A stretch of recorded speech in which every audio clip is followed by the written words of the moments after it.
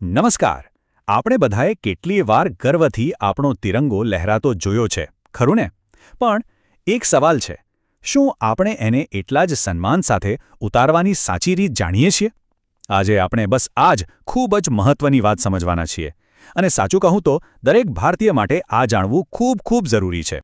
વિચારો, જ્યારે પણ આપણી નજર આપણા તિરંગા પર પડે છે ત્યારે કેવું લાગે છે? છાતી એકદમ ગર્વથી ફૂલી જાય છે, બરાબર? અને એવું થવું જ જોઈએ, કારણ કે એ માત્ર કાપડનો ટુકડો નથી. અરે બિલકુલ નથી. એ તો આપણા દેશની શાન છે, આપણી એકતાની ઓળખ છે અને આપણા કરોડો ભારતીયોની આશાઓ અને સપનાઓનું જીવંત પ્રતીક છે. તો ચાલો હવે આપણા આ ગૌરવશાળી પ્રતીકને સન્માન કેવી રીતે આપવું એના નિયમોને જરા બારીકાઈથી સમજીએ.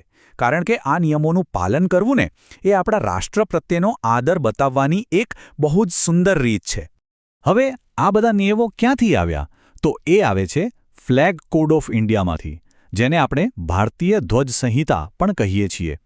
આ એક ઓફિશિયલ ગાઈડબુક જેવું છે, જે એ સુનિશ્ચિત કરે છે કે આખા દેશમાં દરેક જગ્યાએ આપણા ધ્વજને એક સરખું સન્માન મળે. ચાલો તો હવે સૌથી પહેલા અને સૌથી મહત્વના સવાલ પર આવીએ. ધ્વજ ઉતારવાનો સાચો સમય કયો? આમાં છે ને સહેજ પણ ભૂલચૂક ન થવી જોઈએ. આનો નિયમ એકદમ સ્પષ્ટ અને સીધો છે. રાષ્ટ્રધ્વજને દરરોજ સૂર્યાસ્ત સમયે, એટલે કે સૂરજ ડૂબે ત્યારે ઉતારી લેવો જોઈએ. જુઓ, જેવી રીતે સૂર્યોદય સમયે આપણે એને ગર્વથી લહેરાવીએ છીએ, બસ એ જ રીતે સૂર્યાસ્ત સમયે એને સન્માનપૂર્વક ઉતારવો એ દિવસની સમાપ્તિનો પ્રતીક છે.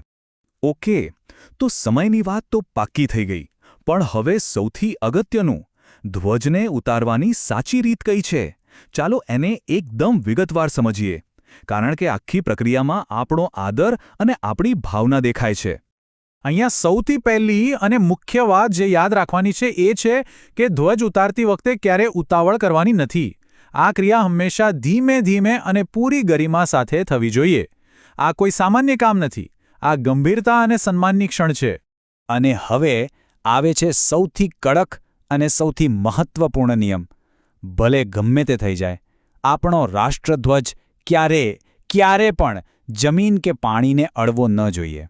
આ નિયમ પાછળનો ભાવ બહુ ઊંડો છે.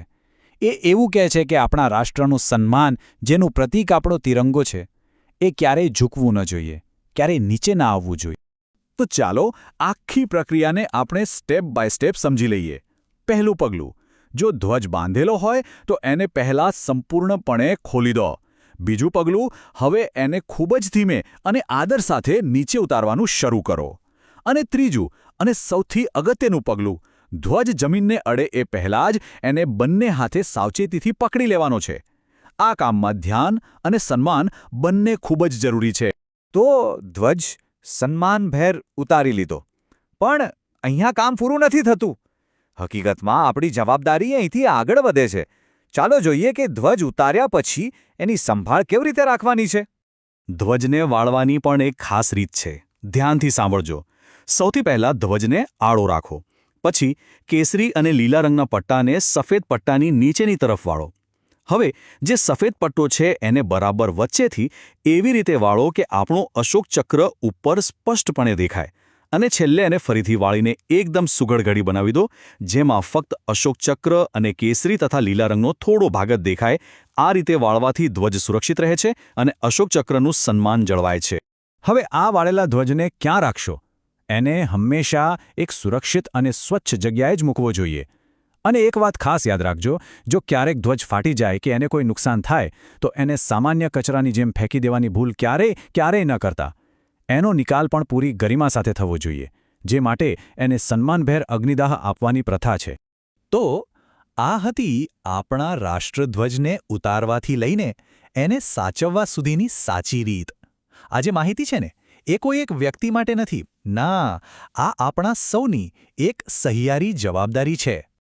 તો છેવટે સવાલ એ જ ઊભો થાય છે કે રાષ્ટ્રધ્વજનું સન્માન જાળવવું એ ખરેખર કોની ફરજ છે?